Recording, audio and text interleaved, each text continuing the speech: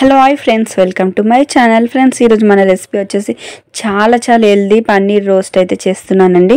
So చాలా బాగుంటుంది. So రెసిపీలోకి వచ్చేద్దాం. పన్నీర్ వచ్చేసి 200 grams తీసుకోవాలండి. తర్వాత రెడ్ చిల్లీ పౌడర్ 1 స్పూన్ తీసుకోవాలి, teaspoon. Half teaspoon salt తీసుకోవాలి.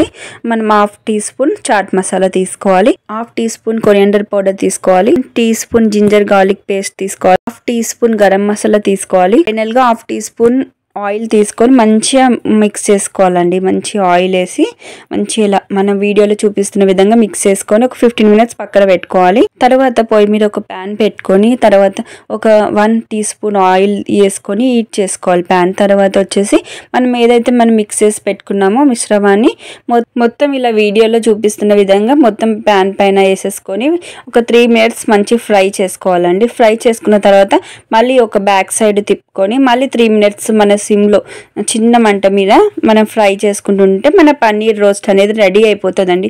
చాలా ఎమ్మీగా ఉంటుందండి. 10 minutes టైం కూడా పట్టదు. సో చాలా ఎమ్మీగా ఉంటుంది.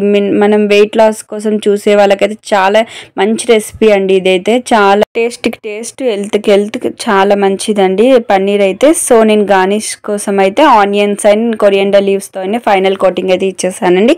చాలా బాగుందండి. ఫైనల్గా లెమన్ వేసుకొని తింటుంటే చూడండి ఎంత హ్యాపీగా ఎంత హాయిగా ఉంటుందో. అసలు పన్నీర్ అయితే నాకు చాలా ఇష్టం అండి.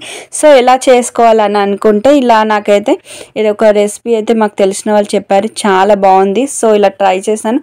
సో మీకు నచ్చినట్లయితే please like, share, subscribe my channel. By by, take care, నమస్తే.